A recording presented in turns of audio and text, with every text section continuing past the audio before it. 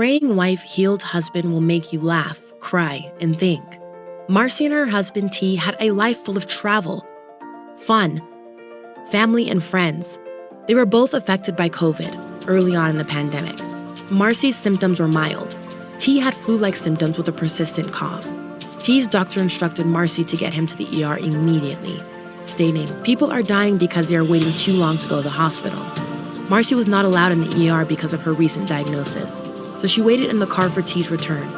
45 minutes later, she received a call from the ER doctor stating that things were worse than they anticipated, and they needed to perform an emergency intubation. Tee was transferred to Johns Hopkins main hospital the next day, where he spent 46 days total in the hospital and 28 days in the ICU on the ventilator, fighting for his life. On the outside, Marcy chose faith and prayers while assembling a group of prayer warriors to help pray for Tee's survival. When Marcy chose faith, miracles happened. Find out what happened to Tee and Marcy in this emotional memoir.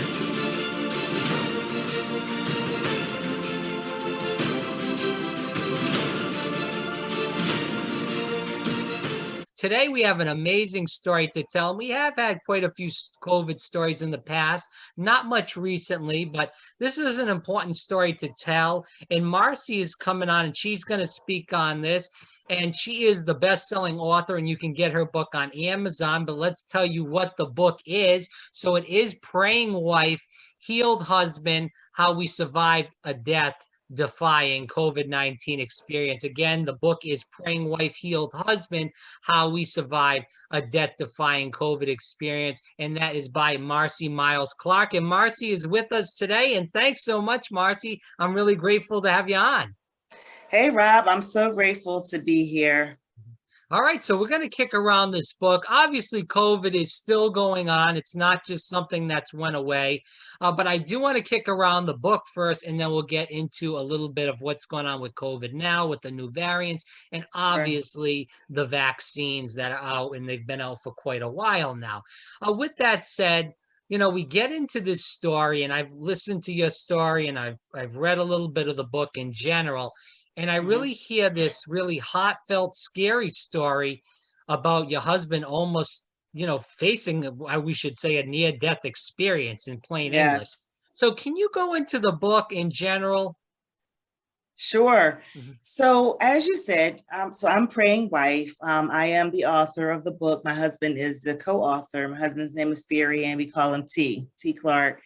And we actually both contracted COVID really early on in the pandemic, which is really plants the seeds for the significance of our story, because it was so early on when, you know, nobody really knew. It was before, you know, people were wearing masks, and of course before, you know, vaccines and monoclonal antibodies and remdesivir and all those things. So really, you know, we were in the trenches, just kind of, you know, just fighting it out with just his body and God, as my pastor would say. So, like I said, we both, you know, mysteriously contracted COVID early on in March, and it was, you know, kind of unknown. I mean, it was so early on that we were number 4 and 5 in our county, just to kind of put it into perspective now, right? Now we're up in the millions with, unfortunately, 600 and something, you know, thousand deaths.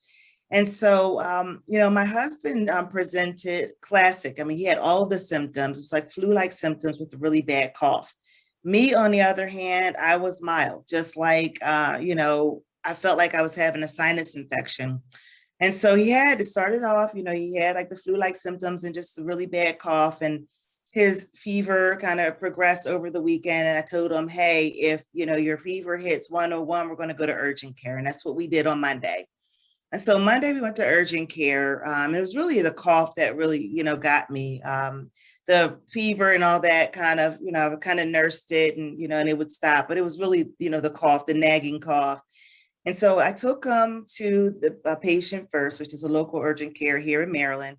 And they basically did rule out testing for flu and RSV, but because of his symptoms, they referred us over to the local hospital for us both to get tested. So fast forward, the next day, we got our COVID test results back.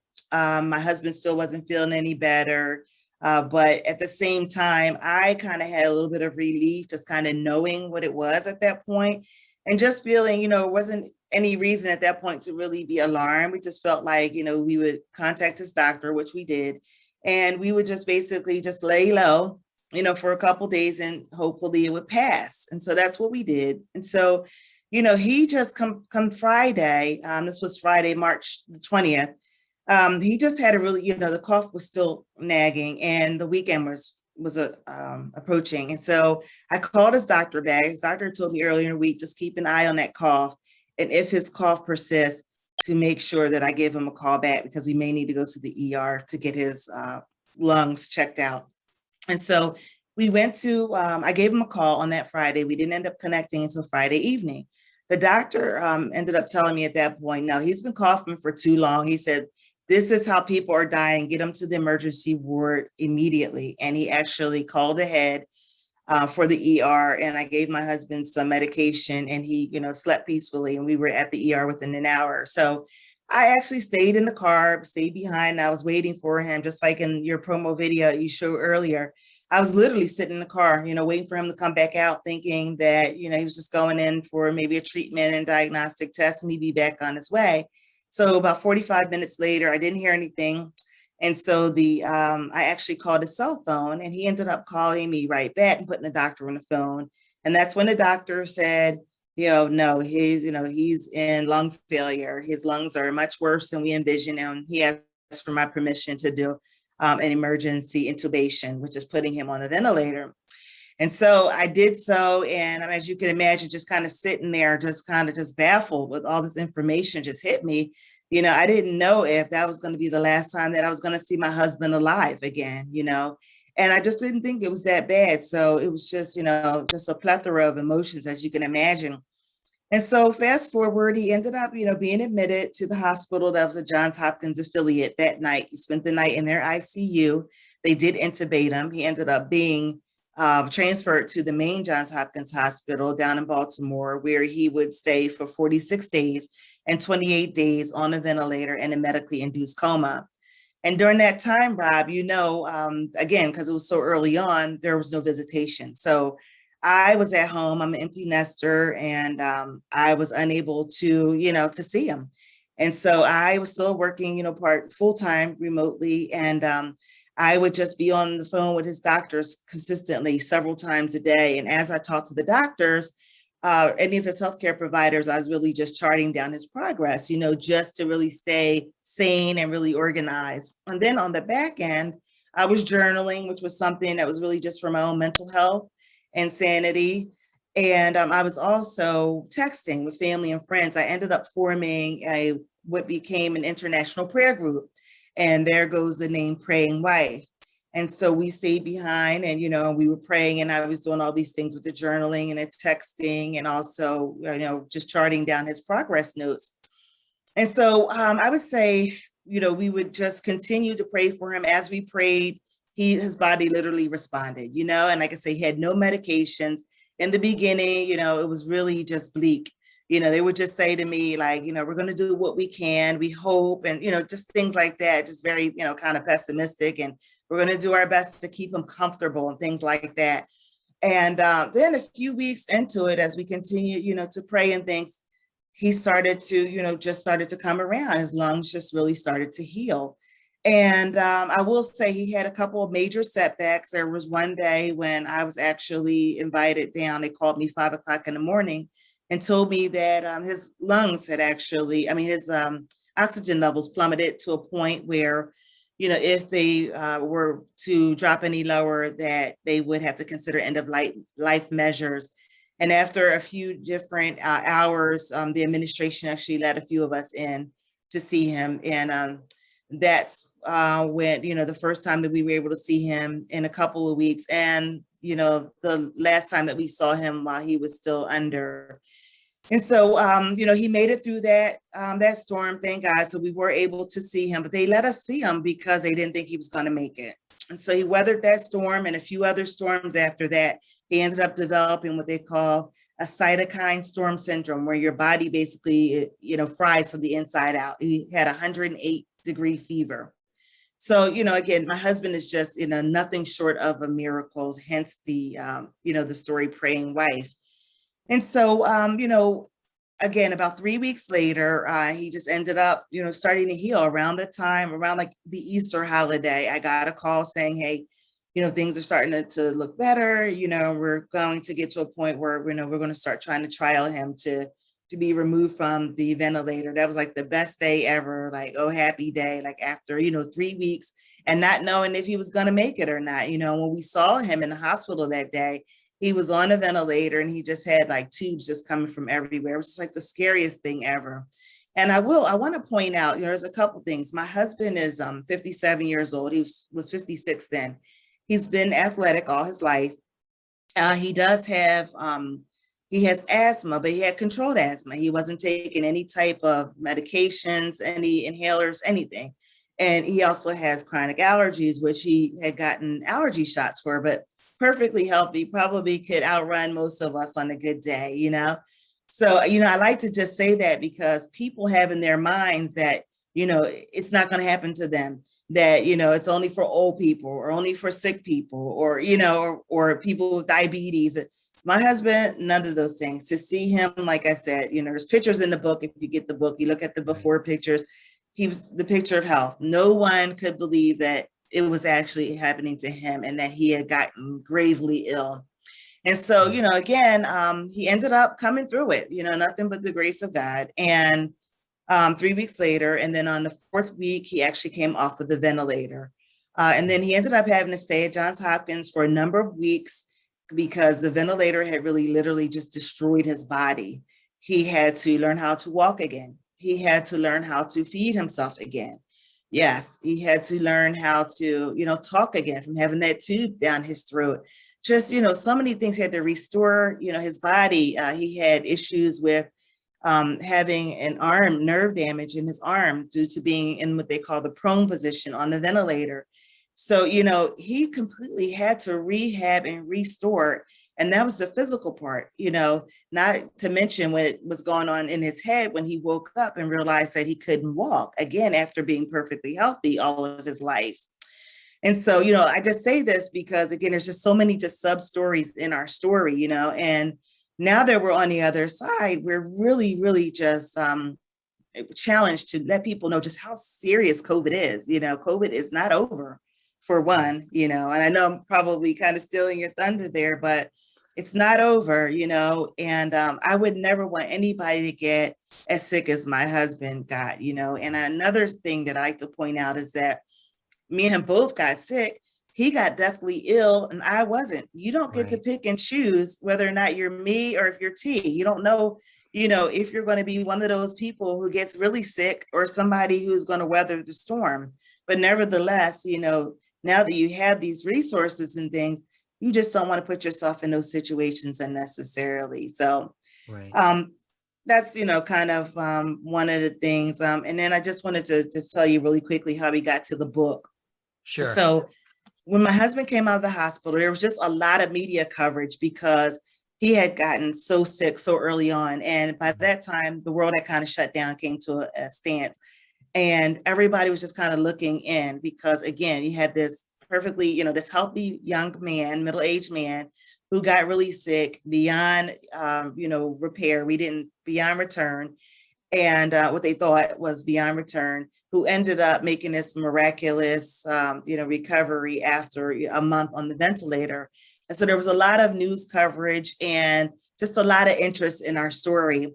Matter of fact, they actually, some of the news stations actually covered his release. Our local CBS and Fox and a couple other networks covered his release on television. And they wheeled him out in a wheelchair because, again, he couldn't walk. And so once he got home, I just had a lot of interest and people were just asking me, we started doing some interviews as he got better. And people just said, have you thought about putting your story in a book? And like I told you early on, I had already had a lot of content because I was taking notes, my journal notes and also doing my progress notes and a lot of, texting and things. So I ended up with a binder like this thick.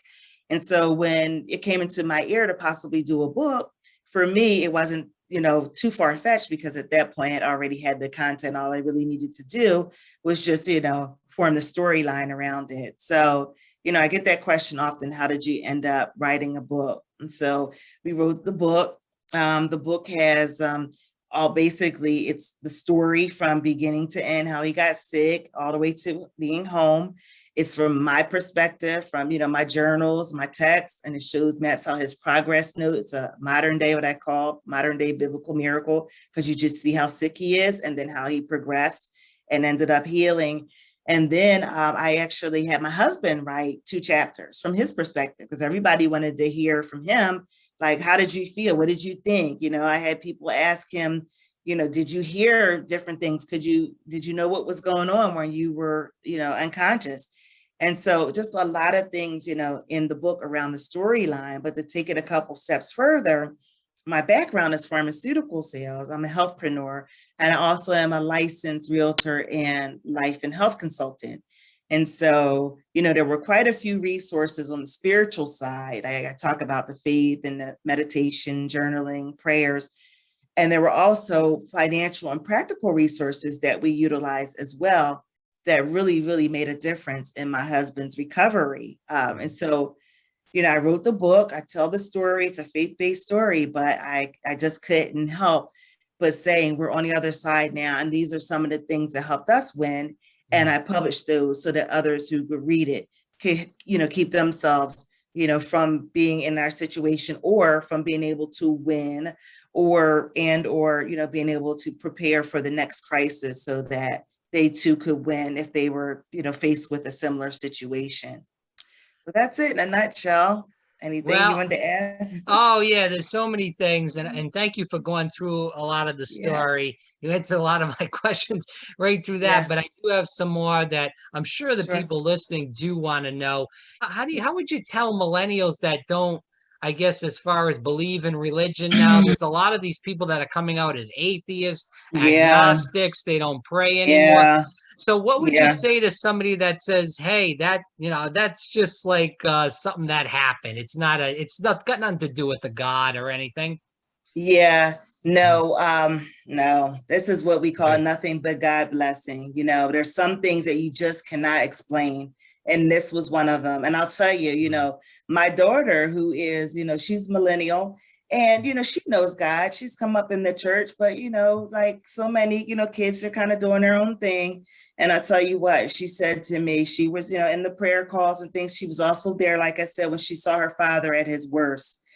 And I just happened to kind of have a conversation with her, and I said, you've really like come around, this whole time. She says, I'm going to tell you, she says, I know that God is real. And I say, Yeah. yeah. She says, yes, because he saved my father. And so, when you have a near-death experience and the doctors really just don't know, that it wasn't anything that they did. Like I said, there was no miracle medications. You can't blame it on that, or attribute it to that. My husband was just about as much of a miracle as ever because Yeah. he didn't have any assistance. He had, great hospital care with Johns Hopkins, who knows how to treat chronic patients, but they didn't have, it was so early on. Like I said, there were no monoclonal antibodies, obviously no vaccines, remdesivir, none of that stuff. Yeah. It was literally just his body just, fighting it out. And I have, tapes, where his doctors actually said he was so sick, we were bracing for the worst. They Right. actually coined him Johns Hopkins sickest COVID patient. Wow. And Johns Hopkins, is world renowned. They see quite a bit of sick folks, right? They pretty much can tell if you're going to live or die. They just kind of know from the track record. And, they thought, based on their medical history or judgment, that my husband wasn't going to make it. But obviously, God had another plan. And so I think, really, if they read this book and just really just look at how he just came through this, I think Mhm. it really, would make a difference. We had people all over, all different faiths, or lack thereof, Yeah. looking on. And I know for sure that they saw the miracle in his healing. I think just in general, though, to answer your question about prayers and that kind of stuff, because there are some people obviously who may not have experienced there. Maybe someone died. And they're like, there's no God. Where's God, in that, But, I believe firmly that all things happen for a reason. I also believe more than anything that, this world is just so crazy now, just unknowns. People are just dying in record numbers. Right. You're not hearing about little, car accidents here and there, fire. We're talking about major calamities and tragedies. People are dying in double-digit numbers, and if that doesn't have people like scared or afraid or interested in seeking out something else, I don't know what would. I to be totally honest with you, sometimes there's things that happen in life, and the only thing you have is just prayers Great. and faith. I think that if faith faced with the worst, situation, an atheist probably would call to God or something, because you need to have something, other than your own power that you believe in to be able to pull you through or get you through certain situations. And I believe that's what the power of prayer and faith does for you. It really, Right. really just gives you, just hope, and really just, spirituality, and just really just a tool, a coping tool when you don't have anything else to go on. And I think, again, like I said, now more than ever, that's really something that people really need to embrace. Marcy Myles-Clark here on Fire Breathing Rob. Again, the book is Praying Wife, Healed Husband. Definitely check it out. You can see it on the screen when Yes. obviously when the screen goes back to her, and it is prayingwifehelps.com. Again, prayingwifehelps.com. How Yeah. did you, and I know you talked about journaling and, Yeah. meditation and prayer, obviously, to get you through it. But Yes. a lot of people, when they have a family member that dies or a friend that dies that they're close to, they kind of turn toward God and they say, why did you do this? I hate you. Right. Why did you move closer toward God instead of going that other route where a Yeah. majority of people do go that route? Let's be Yeah. honest. Yeah. Yeah. Yeah. It's really, it's easy to love God when all is good. You know what I Right. mean? But it's real, it challenges your spirituality to the core when things are not so good. And, and I've been, on both sides. My husband made it through this, thank God, but I've seen young people die. Yeah. I lost a sister, 37 years old, to breast cancer. My mother got really sick from a life-changing stroke at 32 years old, and it just goes on and on. I've seen young people get sick and live, and I've seen young people get sick and die. I've just seen, I had a 40-year-old cousin who was healthy, who died from COVID. We know collectively quite a few people who've gotten sick who had totally different experiences than what Tee had. Yeah. And so, we sit here and we're telling our story, but we're not saying, that this happened to us and not acknowledging, the negative parts. I think it has a lot to do with really just the mentality, the glass half full versus the glass half empty. For you to take the bitter route, it just doesn't do anything for you. It doesn't help you. You're still here. And when my husband was here, it wouldn't help me to ball up in the corner. He needed help. He needed somebody who could help make sound decisions. There were people who were looking to me and relying on my strength, people of all different faiths who were looking to me to see what I was going to do under pressure. I knew this was a really good time. I knew that God was using me. This is another conversation because he spoke to me directly and using our situation. And I knew that this was my opportunity, prime time, to show others who did not know him, his grace and his glory, and how, it manifested itself in me to be able to be that person, that strength, and also be a positive person under pressure. Well, So. oh no, And then sorry to interrupt you. Now I was just going to I, say your strength, obviously you needed that strength to yes, help T, because obviously yes, you needed to show him that you were strong, and he was trying to be as strong as he could with the health yes, experiences that he was facing. Obviously for yes, your family too, you had to show strength too, even yes, though they weren't, you're an empty nester now, like you said, right, but you still right. had to show that strength. And I think a lot of that was because, you're a strong woman in general, but a lot of that strength was coming because of God giving you that strength. It came from God giving me that strength. It also came from, some of the things that God has brought me through, Right. at different points of my life. And so I felt like either way, this wasn't going to be any different, and that, we were going to weather this one way or the other, and prayerfully on the positive. Right. I want to So, end with a couple more questions before we end the mhm, interview here. And mhm, we've heard a lot of these questions. Well, I'll go back to this. Back in 2020, we heard from the president at the time, President Trump, saying that if you were in the hospital for COVID, that you wouldn't have a hospital bill. Now I've heard people throw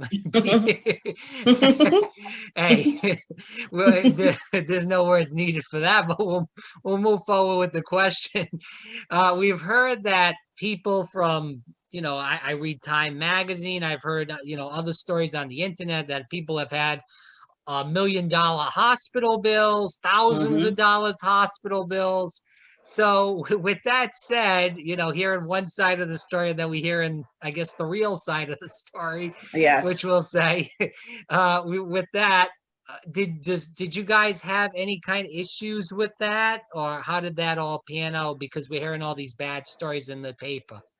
Yeah, well, thankfully, and this is something else that I talk about in my book, and I Yeah. probably have an edge again because I'm an insurance agent. So, Mm. I made sure that we had, top-notch coverage. So my husband has a really good job. He had a really good employer plan, and that covered the majority of his medical bills. And then anything that could have been an expense, we had pretty much coverage on our own. And so we had like a long-term care policy, which, was able to provide care in the home when he got sick. Like I told you, he was unable to walk. And so I had to bring in someone to help me to be able to help him with those different things, with, being able literally, to help him go to the bathroom, to help him be able to, to dress and bathe and all those things, that he would do himself. And so, that's one of the things that I talk about, is the importance of good resources, good practical financial resources. So to answer your question, we were very fortunate. And again, I count that just as a major blessing. And I also use it as an opportunity to say, I mean, I know some people, who didn't come through, as well as we did. Right. And a lot of it in many cases were because they lost their jobs and things that they could not control. And we totally understand that. But we also know, people who actually died, unfortunately, left financial burdens on their families and things because they didn't have, insurances, final expense and burial insurances and things. And those are definitely things that you can definitely help. And so, we talk about those things now, all the living insurances, your disability insurances, long-term care, medical insurance, health insurance. Some of the people who didn't have, who got a lot of bills and things, maybe they were uneducated. Some people, had Medicare. If you have a Medicare, because a lot of elderly patients got sick and you didn't have a supplement, then in many cases you would get, because Medicare only pays for 80%. And then you're billed at 20%. A lot of people don't know that until something goes, just awry.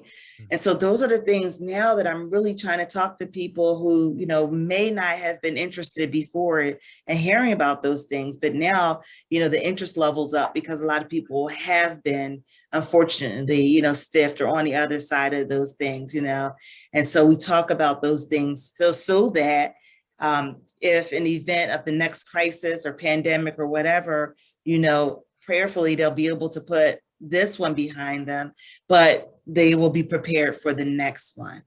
And Well, so, right. yeah. No, I just to just top off. Yeah. We know people on this show that listen, and we've gotten a lot of Yeah. mail that healthcare is a huge issue in this country. A lot Yes. of people do support Medicare for all that listen to this. Yes. So, with that said, it's really sad. Like you said, a lot of people are going bankrupt. A lot of people are leaving burdens to their family and friends. That's why we definitely need to fix our healthcare system. As we move on toward the last few questions of the interview, we hear a lot, and I heard this from the guy that I interviewed from Georgia that was, in a similar situation to T in Uh-huh. general, Uh-huh. that, he's better now, but he still does have some health issues where, he could be running and he might get out of breath faster than what he used to Uh-huh. do. Uh-huh. Is T having any sorts of issues due to COVID? I know you said his lungs were damaged pretty bad, and Uh-huh. obviously that doesn't just get better lickety split in 10 Uh-huh. seconds. Uh-huh. So, Uh-huh. with that said, how is his health going right now, because of that COVID diagnosis that lasted so long? Yeah, his health is actually phenomenal in comparison to where he's come. Like I say, he's really truly a miracle, Sure. And he doesn't have any medications, and it doesn't look like at this time that he has, any permanent issues. And we're not claiming it. And but he does still need to keep in touch with his physicians, every 3 to 6 months, And so I'm the fanatic. I just need to make sure, that he's healthy. So if I hear him coughing, just too much a day, too much, whatever the case may be, I'm on it. I'm like, babe, no, we need to go see about that. So, but his biggest thing, he did have some long hauler symptoms. Now we are, again, because it's so early on, March. So we're looking at now, about a year and a half. So he had a little jump start on some of the people who are still dealing with the long hauler symptoms. And so his long hauler symptoms, the biggest one, like I said, was that he had nerve damage in his arm. That he had to majorly rehab. And it was just really about re-strengthening his arm.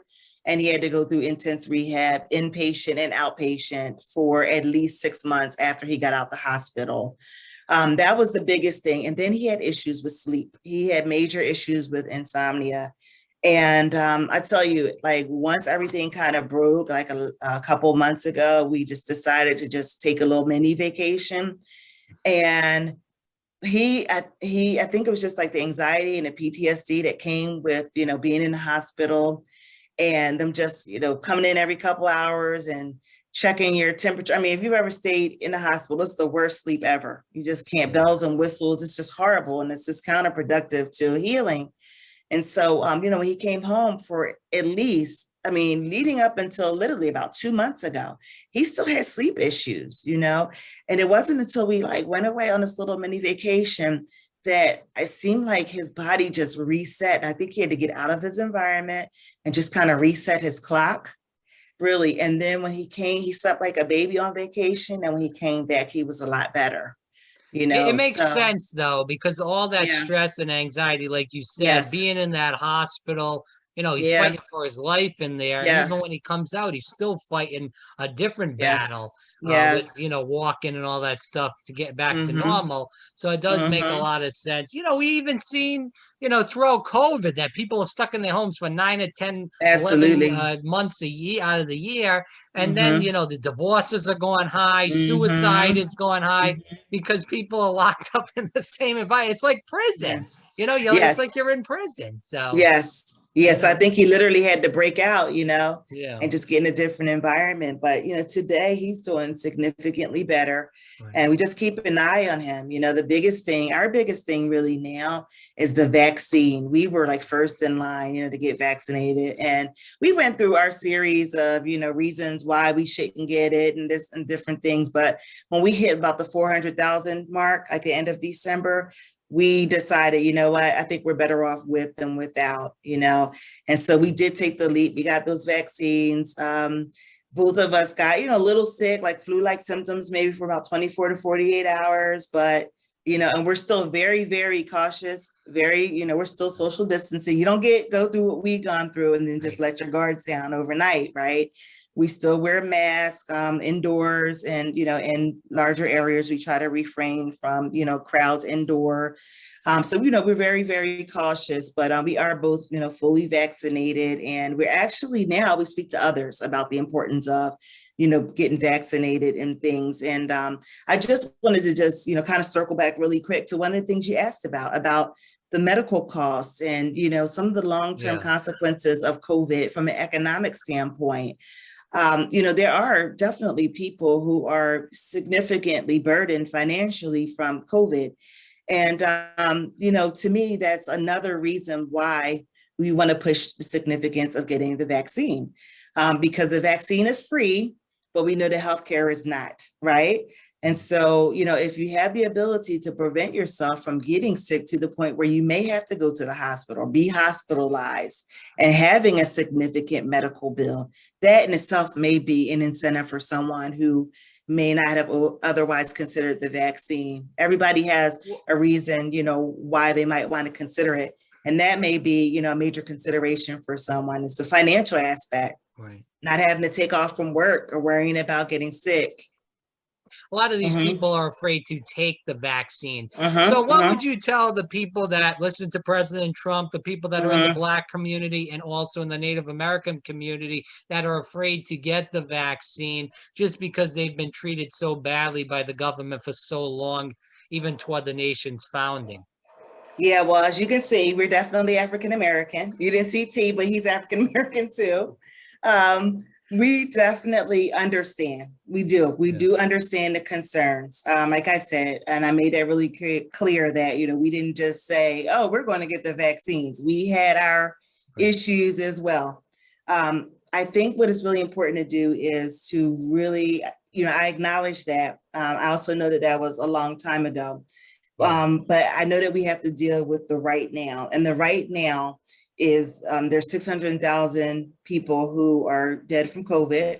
A huge percentage of them are African Americans and brown people, okay, people of color. Right. And again, we talk about the economic aspect of it, and the fact that, in many cases we're underprivileged, and in many cases we're underinsured. And I think that we really have to look at the big picture. We have to educate ourselves. We have to look at the risk versus the benefits of getting the vaccine. There was a statistic that has come out recently that shows that 100%, 99 to 100% of the recent hospitalizations, as well as deaths, have occurred in the unvaccinated population. And there's just more and more information that just continues to just come out to give reasons for getting the vaccine. Again, if you have a population who's already basically challenged from an economic as well as a health perspective with pre-existing conditions, and the fact that we don't have the resources in many cases to be able to go to the doctor or to take off, a sick day.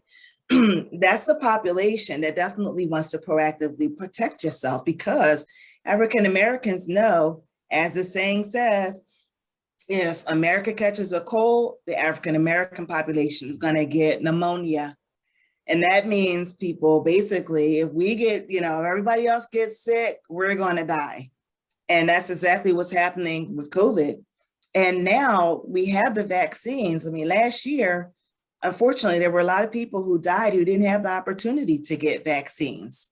Mm-hmm. Now we have an opportunity to be able to safeguard ourselves from this vicious virus. And at this point, we all know someone who's either gotten really sick or somebody who has died from COVID. I don't care where you live, if you're in the most rural part of America, if you have a television set, we can relate. We know that this is not a conspiracy anymore, despite what we've been told. And I just think, again, that you just have to sometimes just use just your good, I call it regular sense, not common sense, because common sense is an oxymoron. But you just have to just use your good old regular sense and just say, okay, there's a vaccine out here that could really, really help me. It looks like, there's millions of people now worldwide who've been vaccinated, and there's nothing that shows that these people are getting sick or dying. And if you look at the percentage and compare that to the number of unvaccinated people who are getting sick and dying, I think some of it really speaks to itself. So I think it's really just about education, and really, really just looking to the right resources, not social media, because unfortunately, people are hearing all these conspiracy theories and all this I call stupidness from social media as their, news source. And it's not credible. You have to go to the news sources that, are reliable, and finding out exactly what is going on. What is USA Today saying, those kind of things, CBS, your major stations, what are they saying about these things? How many people are dying? How many people, are dying that were not vaccinated? And you have to make your own judgment. And the biggest thing, check with your physician instead of making your own decisions. If you don't believe what I'm saying, you don't believe what Rob's saying, then check with your physician. I don't think there's any physician in America at this time right now. If there is, I don't know. And I'm glad they're not my doctor who would tell you not to get vaccinated at this point. But check with your doctor. Again, my spiritual side is going to tell you, say a prayer. but be educated and make an informed decision. Marcy, thanks so much for telling your story. And we definitely need to have you on again because it's important. And I tell the people that are listening here, because we know it's a 18 to 35 group that's listening. Again, if you are skeptical about this, look at the book, read the book. And also, if you want to keep getting in touch with Marcy, I'm sure she'll talk to you and talk about this experience. I mean, this is a firsthand account. This isn't just some fictional novel that somebody wrote. So I appreciate you for coming on, Marcy. And thanks so much for your time today. Sounds great, Rob. Thanks so much for having us.